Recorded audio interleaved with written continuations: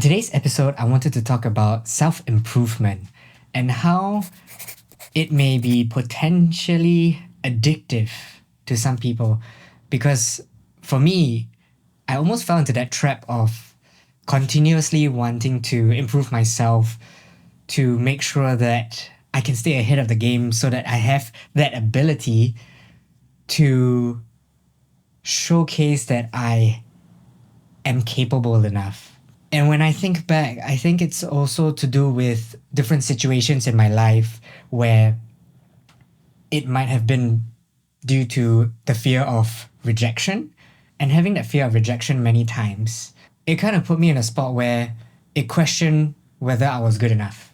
And I know there's a saying where like you just have to practice and get rejected many times, but there's also that risk of you falling into that trap, into that spiral to think that you're not good enough if you aren't mentally strong enough to handle all those rejections.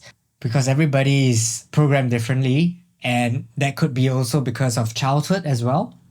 Where in the childhood, if like say you are in a family where no matter how hard you try and your parents still don't acknowledge your capabilities, especially in like traditional Asian families, then it's somehow going to affect that individual. And if that happens, then there may be a tendency for someone to get addicted to wanting to always improve themselves and wanting to be the best so that they can have the chance of being seen and being seen as capable. So then I thought, what is that balance though if I wanted to improve myself and not be addicted to that process of self-improvement? And as I thought about it, if I were to participate in a competition, for example, and even if I win that competition, what would be my thoughts then at that point of time? Would that make me anxious to think about the following competition next year, whether I can still be number one?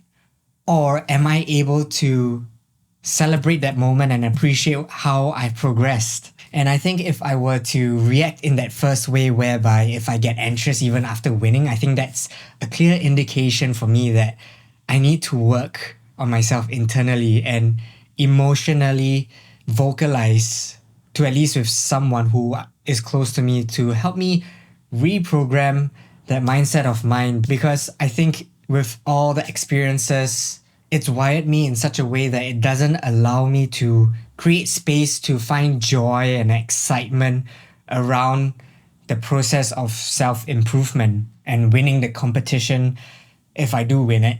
And even if I don't win it, still enjoy that process.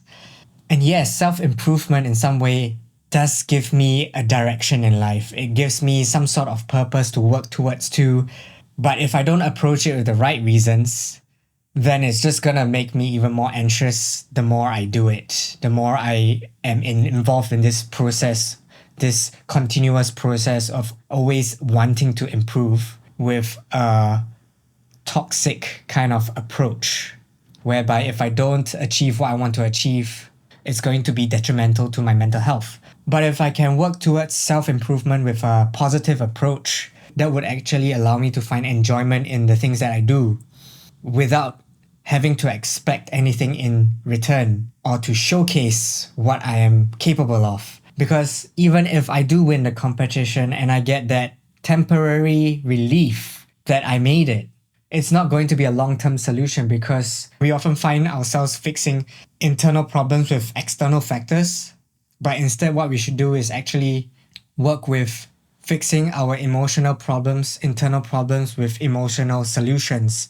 And this is because it probably stems with the feeling of insecurity. And if you want to fix that part of being insecure, then that's something that we really need to work on internally rather than distracting ourselves elsewhere. So I hope this particular sharing is able to allow you to think about, if you are on this journey of self-improvement, whether you are taking a positive approach for yourself and to give yourself some time to reflect on it. Because for me and for anybody else, it's all going to be different for each and every one of us. But I feel that if you can at least have someone to talk to about this and vocalize your emotions, which will help you to release some of the negative emotions. If you have any questions, feel free to leave them in the comments. If you enjoyed this particular piece of content, feel free to like, share, and subscribe, and I'll see you in the next one.